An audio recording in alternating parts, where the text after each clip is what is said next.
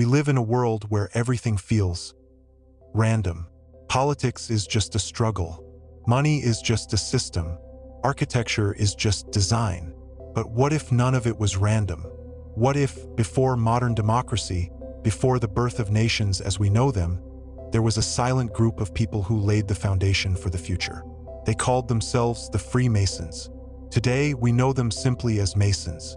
No one denies that Masons stood among the founding fathers of the United States. No one disputes their presence in the cabinets of British prime ministers or at the heart of the French Revolution. Presidents wore their rings. Leaders took oaths on their symbols. Revolutions echoed their philosophy. But the real question isn't who they were. It's this: did they ever go away? We see their signs everywhere. The all-seeing eye above the pyramid on the dollar bill. The towering obelisk in the heart of Washington, D.C. The arrangement of stars on flags, coins, and buildings. Even the layout of American cities echoes Masonic geometry. But we're so used to them, we don't even see them anymore. And that's the power of Freemasonry.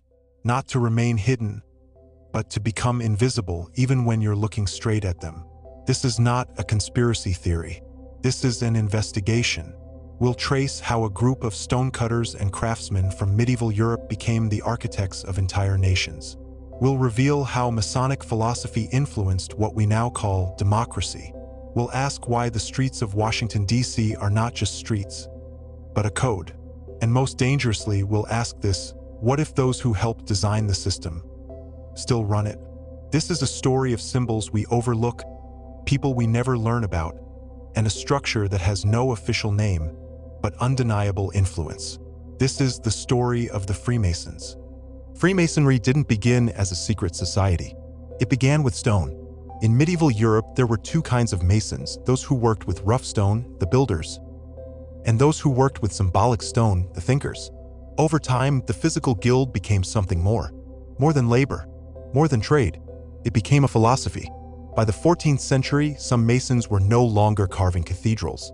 They were carving ideas. Ideas about liberty, about brotherhood, about order built from chaos. Their lodges weren't just workshops. They became meeting places for poets, scientists, scholars, and architects of thought. Men who believed that the world could be redesigned not just with bricks, but with principles. And here's the strange part: they organized themselves as builders of temples, but the temples were symbolic. Temples of the human mind. Temples of society. Their rituals echoed ancient Egyptian, Greek, and Hebrew mystery schools. Their symbols, the compass, the square, the eye, the pillars, all pointed to construction as a metaphor for transformation. And their greatest goal? To create a world where truth was geometry and morality was architecture. In 1717, 4 London lodges united to form the first Grand Lodge of England. From there, Masonry exploded across Europe, across the Atlantic. Within decades, their members included Voltaire, Mozart, Benjamin Franklin, George Washington, Marquis de Lafayette. They weren't a fringe group. They were the elite. But this wasn't elitism for power's sake. Not at first. It was elitism by merit, by enlightenment. A brotherhood of men who believed that truth was not inherited, but discovered. They called each other brothers. They wore no crowns, but bowed only to the great architect of the universe. And while kings ruled by divine right, Masons whispered of a republic. And here lies the pivot point of history: Freemasonry didn't just build walls. It built revolutions. July 4th, 1776. The Declaration of Independence is signed. A new nation is born, one that rejects kings and crowns, one that dares to rewrite the rules of power. But behind the parchment and pen, behind the speeches and battles, there was a different kind of architecture being laid. Not just political, but symbolic, Masonic. Let's look at the facts. Out of the 56 signers of the Declaration of Independence, at least 9 were confirmed Freemasons. Others were suspected but unverified. George Washington, the military leader and first president, was a master Mason. He attended lodge meetings even during the Revolutionary War. He laid the cornerstone of the U.S. Capitol building in a full Masonic ritual, wearing white gloves and an apron. Benjamin Franklin was Grand Master of the Lodge of France. John Hancock, Mason. Paul Revere, Mason. James Monroe, Andrew Jackson, James Polk, James Buchanan, Franklin Pierce, Theodore Roosevelt, Harry Truman, Gerald Ford, all Masons. That's not coincidence. That's design. So what does that mean? It means the very people who founded the United States were trained not only in law and military, but in symbolism, in ritual, in hidden structures of thought. To a Mason, the nation is a temple. The Constitution, its sacred geometry. The Bill of Rights, its pillars. Order, balance, reason, harmony. This wasn't just politics. This was speculative architecture. And the city itself? Washington, D.C. was designed by Pierre-Charles L'Enfant, a French-American architect and suspected Mason. He laid out the city in radial lines, just like the layouts of Masonic lodges. Obelisks, domes, angles aligned to celestial bodies. You don't notice it at street level. But from above? It's a compass. It's a square. It's a code. Then there's the Great Seal of the United States. Look at the back of the dollar bill. A pyramid with 13 steps. An all-seeing eye above it. Latin inscriptions, Annuit coeptis, he has favored our undertakings. Novus Ordo Seclorum, a new order of the ages. These weren't Christian phrases. They weren't references to monarchy or empire. They were Masonic ideas dressed in the language of destiny. And the number 13? It's everywhere. 13 original colonies. 13 stripes on the flag. 13 arrows in the eagle's claw. 13 stars in the crest. Why 13? To a Mason, it symbolizes transformation, rebellion, and rebirth. The United States wasn't just created. It was initiated. The Founding Fathers weren't just politicians. They were alchemists of nationhood. And America was their Grand Lodge. America wasn't the only place where Masonic ideas took root. In fact, it was just the beginning. If the United States was a Masonic experiment in liberty, then France was the laboratory of revolution. And the United Kingdom? A carefully constructed contradiction, monarchy built on Masonic balance. Let's start with France. In the 18th century, France had the largest and most active Masonic lodges in Europe. They weren't just social clubs. They were incubators of revolution. Voltaire Mason, Montesquieu Mason, Rousseau Associated, Lafayette Mason and close friend of George Washington. These weren't marginal intellectuals. They were the voice of enlightenment. And when the French Revolution exploded in 1789, the language of liberté, égalité, fraternité, liberty, equality, fraternity came directly from Masonic values. The revolutionaries didn't just want to remove the king. They wanted to remake society, rebuild it from the foundation up, just like a lodge. Symbols of the monarchy were torn down. New calendars, new cults. Even the Cathedral of Notre Dame was transformed into the Temple of Reason. And in their place?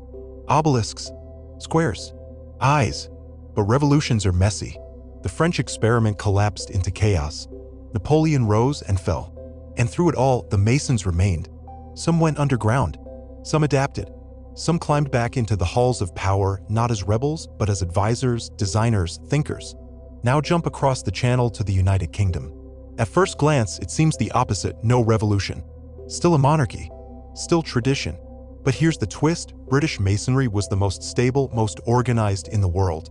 It wasn't about overthrowing power. It was about managing it. Dozens of British prime ministers, including Winston Churchill, were Masons. Royal family members quietly attended lodges. The structure of Parliament itself mirrored Masonic duality, lords and commons, order and opposition. It was less about upheaval, more about harmony through hidden balance. So we see two models, America, revolution as foundatio, France, revolution as fire, Britain, revolution avoided through structure. And behind all three? Masonic fingerprints. What does this mean? That the modern Western world, its republics, its laws, its values, wasn't born by accident. It was constructed. With symbols. With geometry. With intent. Where others saw chaos, the Masons saw a blueprint. There's something strange about power. The more visible it is, the more invisible it becomes.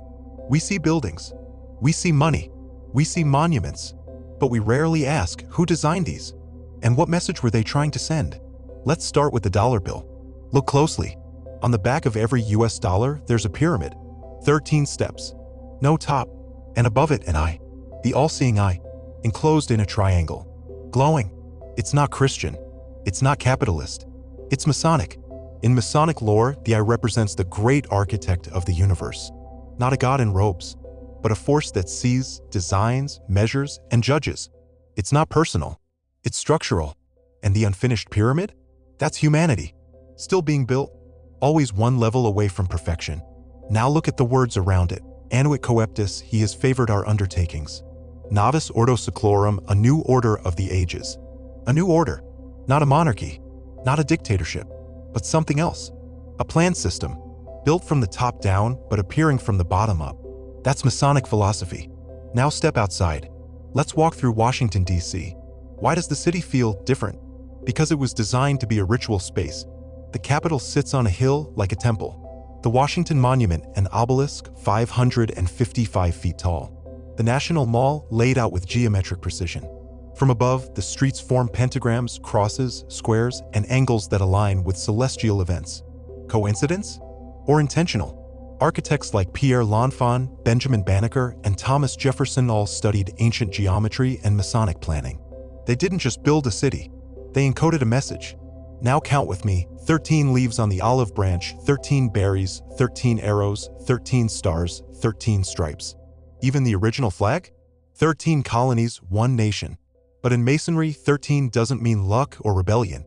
It means transformation. A movement from ignorance to enlightenment. From chaos to order. From flesh to stone. These aren't decorations. They're instructions.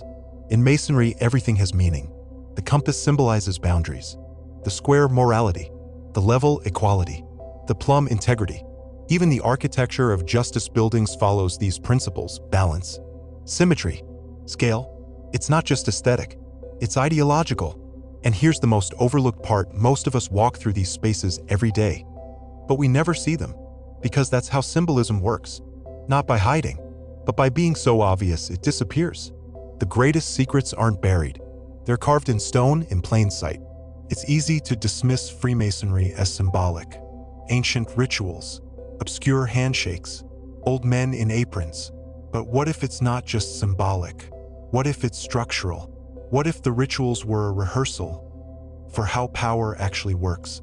Let's break it down. In every Masonic lodge, there are fixed roles. A worshipful master presides, not as a king, but as a guide. 2 wardens assist, balancing force and form.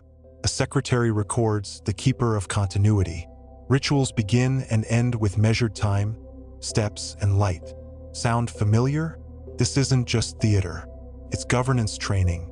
Masons were taught to debate without domination, to elect leadership, to follow order, not hierarchy, to record decisions and respect procedure. Before the world had constitutions, parliaments, or democratic assemblies, the lodge was the model. And here's the secret. Many of today's institutions are mirror images of that structure. Take the U.S. Congress, bicameral balance, just like the 2 Masonic wardens. Presiding officer like the worshipful master. Clerks, oaths, architecture of ritual. It's not accidental. It's Masonic logic applied to national governance. In courtrooms, you'll find scales of justice, balance, columns, wisdom and strength, gowns, ritual robes, the gavel, Masonic tool of control. The very concept of equal justice under law reflects Masonic values: balance, order, enlightenment through truth. Even the idea of secret deliberation, like in juries, cabinets, or intelligence committees, has echoes of initiatory privacy. Now look globally. The United Nations, the World Bank, even the European Union, all emphasize unity through structured debate, rotating leadership, symbols of balance and harmony. They operate on procedural ritual, formal votes, chambers, resolutions. It's not about dictatorship. It's about designed consensus, just like in a lodge. But here's the twist. Masonry always emphasized 2 things. First, free will. Second, enlightened obedience. In other words, you choose to follow the structure because you believe in its wisdom. And that's the most powerful kind of control, the kind you don't resist. When people obey because they want to, the architect no longer needs to rule. He just needs to design the room. So what if Freemasonry wasn't just a brotherhood? What if it was a training ground for a new kind of power? Not domination, but alignment. Not command, but construction. The secret wasn't hidden in ritual. The secret was the ritual. Let's be honest.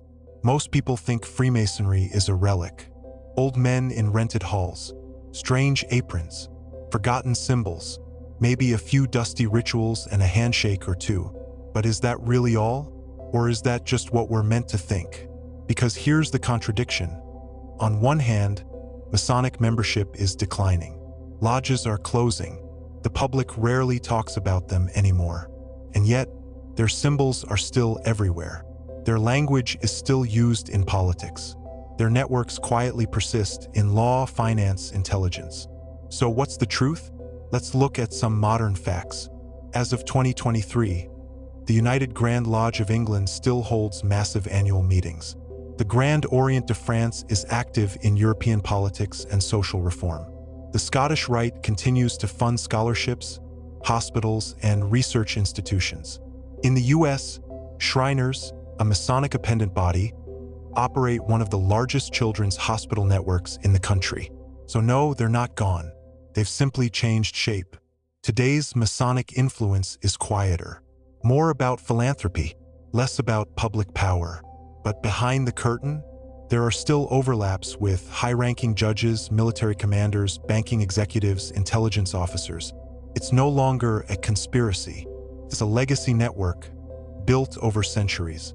And old networks don't vanish. They fade and wait. The real question isn't, are they in power? The real question is, are they still shaping how power itself works? Consider this: private think tanks, policy planning foundations, roundtables, and global economic forums. They often operate with ritual-like structure, closed membership, symbolic language, and shared ideology. That's Masonic DNA. And maybe that's the point. Maybe the influence no longer wears a ring or recites a ritual. Maybe the influence now lives in systems, codes, culture. And let's not forget, the greatest Masonic goal was never just power. It was the design of society, to build a world where the structure itself creates the obedience. And if they succeeded, you don't need to be a Mason to live in a world they helped shape. You just need to follow the rules they wrote centuries ago. Freemasons, depending on who you ask, they're a harmless fraternity, a secret government, or a footnote in history. Some say they control everything. Others say they control nothing. So what's real? And what's just noise? Let's start with the obvious. Yes, Masons helped found the United States. Yes, Masonic symbols are built into national architecture and currency. Yes, many powerful historical figures were confirmed Freemasons. Yes, their rituals influenced the way modern institutions function. That's fact. That's public record. But now let's pause, because here's where it gets murky. Did they plan to control the world? Are they secretly running governments today? Do they serve some hidden master plan? That's not just history. That's mythology. And mythology spreads fast. Over the centuries, Freemasonry has become a canvas. People project onto it everything they fear: globalism, elitism, secrecy, control. But that doesn't mean the picture is accurate. The truth is simpler and scarier. Freemasonry isn't powerful because it is a conspiracy. It's powerful because it helped create the systems that allow power to hide in plain sight. Not behind smoke-filled rooms, but behind ritual, procedure, and bureaucracy. The real genius of Masonry? It didn't just influence power. It taught power how to wear a mask. When control looks like ceremony, when authority sounds like tradition, you don't question it. You obey it. So no, the Freemasons aren't hiding in basements pulling levers. But their fingerprints are still on the blueprints of our institutions. And that's why this matters. Because the symbols we ignore shape the systems we live in. And the ideas that once whispered in temples still echo through congresses, courts, and corporations. Whether or not the conspiracy is true, the influence is real. Most people think democracy just happened, that it emerged from chaos, revolution, protest. But what if it wasn't chaos? What if the world we live in, the systems, the laws, the balance wasn't born by chance? What if it was built? Like a temple, like a lodge. Masons believed that everything could be constructed, not just buildings, but ideas. Truth, justice, freedom. To them, these weren't abstract concepts. They were measurable, shapeable, refinable. They could be drafted like blueprints, tested like structures, balanced like equations. In the Masonic worldview, the human being is an unfinished stone. Society is the worksite, and history is the gradual building of perfection. It's not utopia, it's architecture. Now think about democracy. At its core, it's a system of balance, a ritual of power transfer, a structure of shared authority, a place where opposites meet and debate. All of these are Masonic ideals. Duality, symmetry, process, self-governance through structure. And here's the fascinating part: Masonic philosophy doesn't fear imperfection. It embraces it as part of the build. A crooked pillar? You correct it. A failing state? You revise it. A flawed law? You rewrite it. Because in the lodge, as in life, nothing is final. Everything is in progress. That's why the pyramid on the dollar is unfinished. That's why the eye looks down, not outward. It watches the work as it continues. But there's a paradox here. If democracy is a design, then who designs it? If freedom is a structure, then who controls the blueprint? Because the more perfect the design becomes, the less freedom it allows for chaos, for randomness, for choice. And that's where the Masonic ideal turns cold. A world perfectly ordered might also be a world perfectly controlled. So we're left with a haunting possibility that the most stable, balanced, well-designed society may also be the one where nothing escapes the structure. And in chasing enlightenment, we may have built a cage. Beautiful, rational, but a cage nonetheless. We began this story with stone, with hands carving cathedrals, and minds shaping symbols. And now we stand in a world that seems modern, digital, chaotic. But is it really? Or are we still walking inside a temple built long ago? The Freemasons never claimed to rule the world. They didn't need to, because their goal was never kingship. It was architecture, and the most powerful architecture is the kind you live inside without even noticing. They didn't build governments. They built the idea of government. They didn't write laws. They taught the world how to organize them. And maybe they didn't control presidents or parliaments, but they designed the rooms where power still sits. Look around. Ritual is now called protocol. Symbols are called logos. Oaths are taken on books in rooms filled with marble and columns. Power hasn't changed. Only the language did. The structure is still there. So did the Masons vanish? Or did they win? Not through conspiracy, not through domination, but through something more lasting, influenced by design. They taught the West how to build nations and how to make those nations self-sustaining. No Grand Master needs to pull strings if the system runs itself. And now, centuries later, we are still inside the lodge. Not with robes, not with secrets, but with the code still running silently, smoothly behind the world we know. The invisible empire isn't hidden.